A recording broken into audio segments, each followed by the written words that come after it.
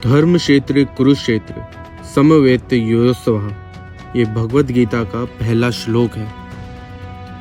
धर्म क्षेत्र यानी धर्म की भूमि, कुरुक्षेत्र यानी वही जगह जहां महाभारत का युद्ध हुआ था, समवेत यानी जहां योद्धा एकत्रित हुए थे, योत्सवः यानी जो युद्ध करने के लिए तैयार थे। भगवान श्री कृष्ण ने अर्जुन को गीता का ज्ञान दिया जो 700 श्लोकों में लिखा है और महाभारत के भीष्म पर्व का एक अनमोल हिस्सा है।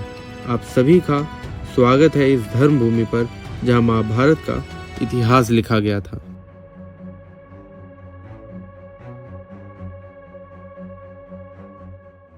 मैं इस समय हूँ धर्म क्षेत्र में। कुरुक्षेत्र को धर्म क्षेत्र और लैंड ऑफ भगवत गीता भी कहा जाता है और इसी जगह को शिव जी, विष्णु जी और ब्रह्मा जी का यज्ञ स्थान माना जाता है। वमन पुराण के मुताबिक पांडव और कौरव के पूर्वज महाराजा कुरु ने 8 धर्म की स्थापना करी थी सरस्वती नदी के पास, जो कि हैं तप, सत्य, क्षमा, दया, शुद्ध, दान, यज्ञ और ब्रह्मचार्य। महाराजा कुरु से खुश होकर विष्णु भगवान ने उन्हें 2 वरदान दिए, जिसमें से एक था कि इस जगह को हमेशा महाराजा कुरु के नाम से जाना जाएगा, इसलिए इस जगह का नाम पड़ा कुरुक्षेत्र।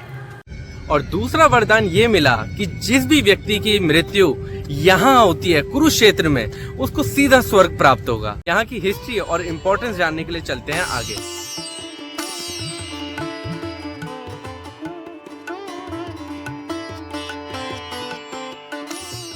मैं इस समय हूँ ब्रह्म सरोवर में। इस जगह की मान्यता ये है कि ब्रह्मा जी ने पूरी सृष्टि की रचना इसी जगह से की थी।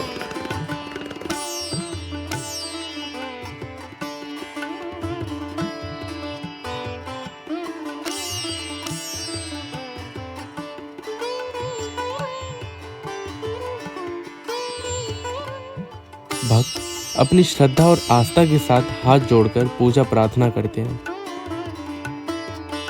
हम आगे बढ़ते हैं सर्वेश्वर महादेव मंदिर की ओर, जो यहाँ स्थित है एक प्राचीन और दिव्य मंदिर के तौर पर। मंदिर के अंदर शिवलिंग स्थापित है, जो भक्तों के लिए मुख्य पूजनीय स्थान है। ब्रह्म सरोवर में होने वाली आरती काफी पवित्र और मनोहर होती है। ये आरती हर दिन शाम के समय होती है और इसका एक अलग ही स्पिरिचुअल ऑरा होता है।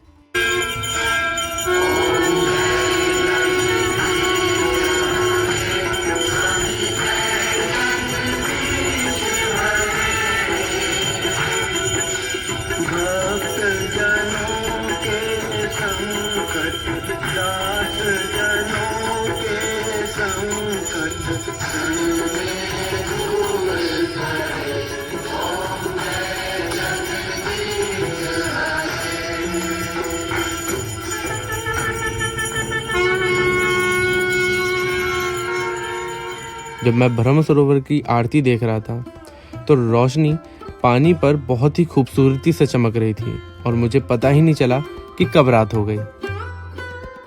अब चलते हैं कुरुक्षेत्र की एक और विशेष जगह की तरफ, लेकिन उससे पहले समझना जरूरी है महाभारत की कहानी जो इस भूमि से जुड़ी है। आइए एक नजर डालते हैं महाभारत के इतिहास पर, जिसमें हर पन्ना एक अनोखी गाथा को बयां करता है। महाभारत एक ऐसा युद्ध जो 18 दिन चला, धर्म और अधर्म के बीच का सबसे बड़ा संघर्ष। इस युद्ध का असली कारण था दुर्योधन का घमंड, द्रौपदी का चीरहरण और सत्य पर अधर्म का अत्याचार। सब कुछ शुरू हुआ एक चालाकी भरे शतरंज के खेल से, जिसमें शकुनी की चालाकी ने पांडवों को हरा दिया।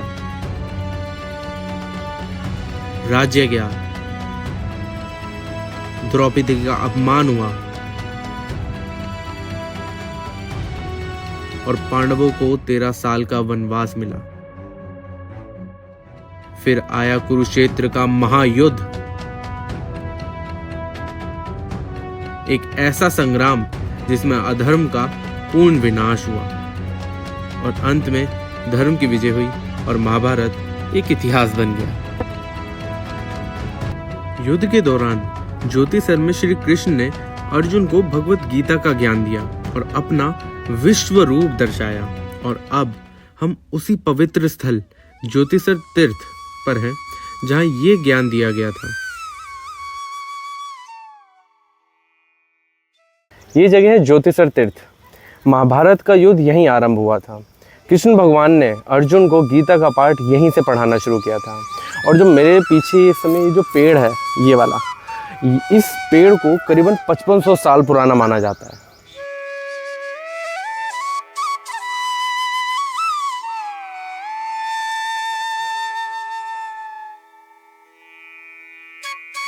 लोक कथा के अनुसार इस पेड़ के नीचे श्री कृष्ण ने अर्जुन को भगवत गीता के 700 श्लोक का ज्ञान दिया था।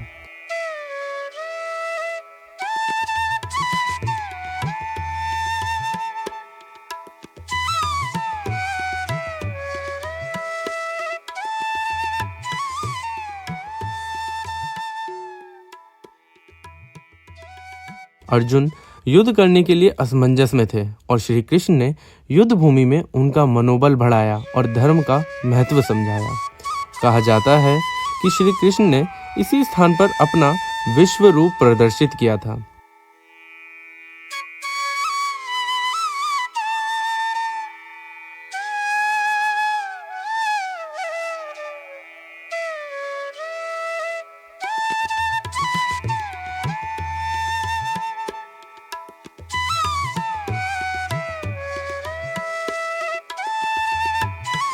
एक तरफ घाट है और बिल्कुल पास ही एक तरफ मंदिर भी स्थित है।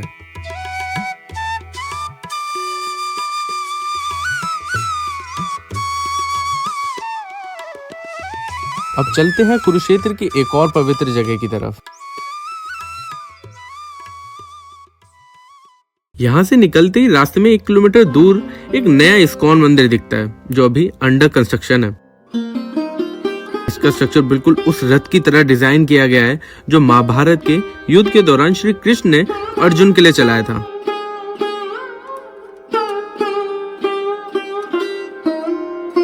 वंस कंप्लीटेड, ये टेम्पल स्पिरिचुअलिटी और डिवोशन का एक भव्य प्रतीक बनेगा।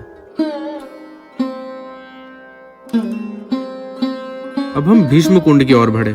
सबसे पहले यहाँ हनुमान जी की मूर्ति दिखाई देती है।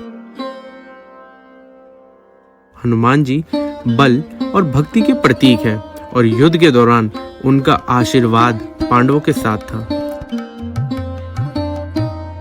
इसी वजह से भीष्म कुंड के पास हनुमान जी की मूर्ति स्थापित की गई है जो महाभारत के इतिहास से जुड़े संबंध को दर्शाती है।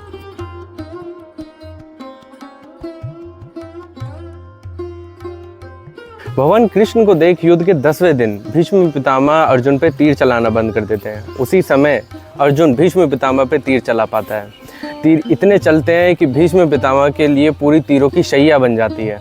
ये वही जगह है जहाँ ये सब होता है। यहाँ पे विष्णु शास्त्र का भी पाठ होता है, विष्णु भगवान के 1000 नामों का।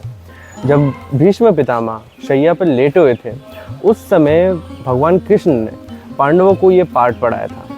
यहाँ पे आज की डेट में भी कोई इंसान अगर वो पाठ करता है तो काफ़ी शुभ माना जाता है, क्योंकि पाठ को काफ़ी शक्तिशाली माना गया है।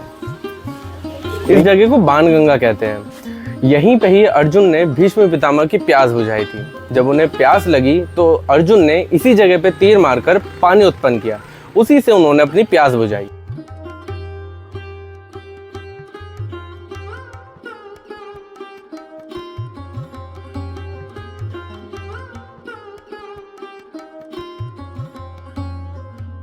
भीष्म कुंड के पास ही एक और प्राचीन मंदिर स्थित है, श्री विराट भगवान मंदिर।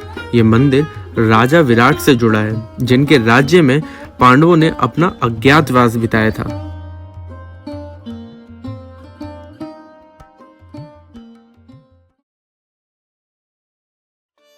अब चलते हैं एक और विशेष जगह की तरफ, बद्री नारायण मंदिर, जहां कृष्ण और महादेव दोनों विराजमान हैं।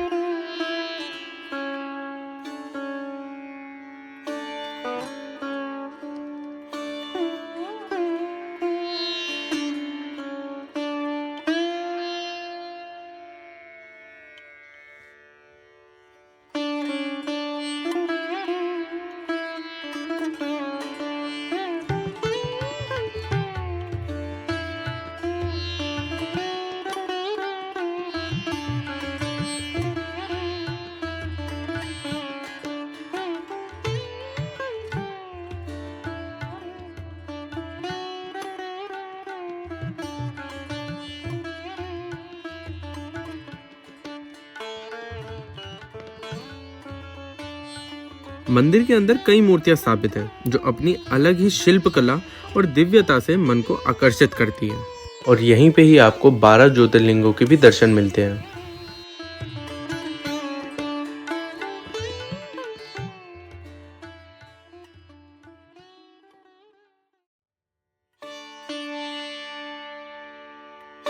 ये स्थानेश्वर महादेव मंदिर।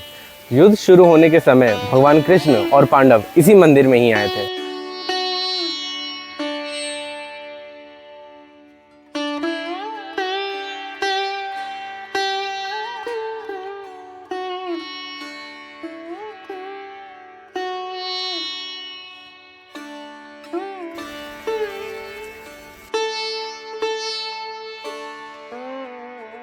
मंदिर के अंदर शिव जी की अलग अलग लीलाओं की छवि दिखाई गई है जो उनकी महिमा और उनके दिव्य रूप को दिखाती है।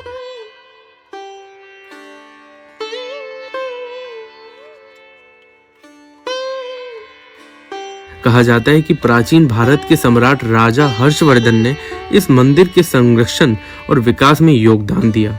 मंदिर की प्राचीन कलाकृति और शैली उनकी राजधानी का प्रतीक है।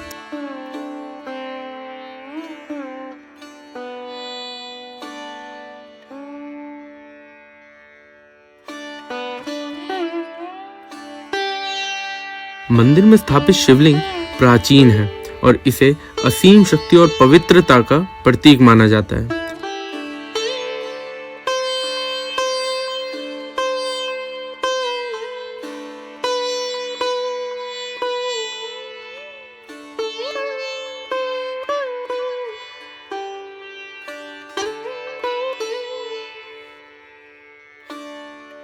यहाँ कई देवताओं की मूर्तियां हैं जो मंदिर के सुंदर और पवित्र माहौल को और भी खास बनाती है।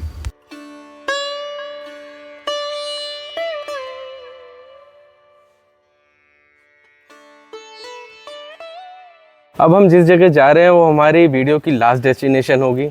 वो है हरियाणा की अकेली शक्तिपीठ। सती जी के 51 हिस्से में से एक हिस्सा उसी स्थान पे गिरा था। जैसे ही हम भद्रकाली शक्तिपीठ की ओर बढ़ते हैं, एक भव्य शक्ति द्वार सामने आता है।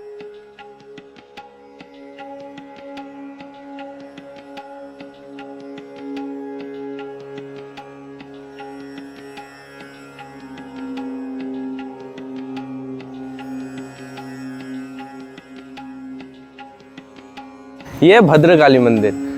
युद्ध खत्म होने के बाद कृष्ण भगवान और पांडव दोनों इसी मंदिर में आए थे माँ दुर्गा की पूजा करने, और उन्होंने यहाँ पे घोड़े चढ़ाने की प्रथा स्टार्ट करी थी। यहाँ पे माना जाता है माता का एंकल, जिसे हिंदी में टखना कहते हैं, वो इसी जगह गिरा था।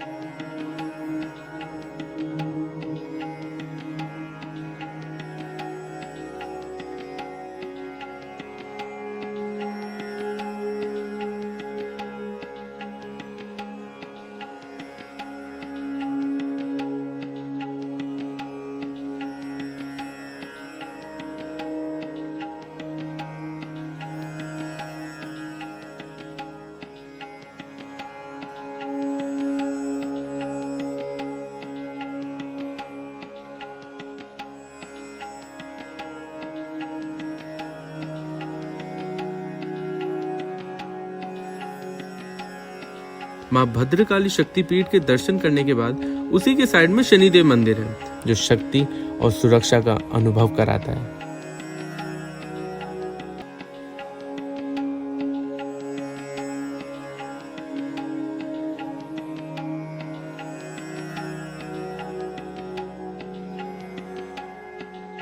मंदिर के ऊपर नवग्रह बने हैं जो हमारे जीवन और कर्मों पर प्रभाव डालते हैं।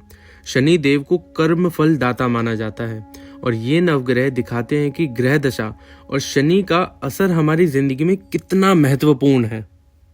इसके अलावा अगर आपको माया देवी शक्तिपीठ के भी दर्शन करने हैं, जहाँ माता का दिल और नाभि गिरा था, तो अभी डिस्क्रिप्शन बॉक्स में जाइए, वहाँ पे मैंने वीडियो का लिंक दे रखा है, जिसमें मैंने हरिद्वार की वीडियो में वो कवर कर रखा है। इसी के साथ हम मिलते हैं अगली वीडियो में at a new place with new story. तब तक के लिए keep smiling and keep travelling with me.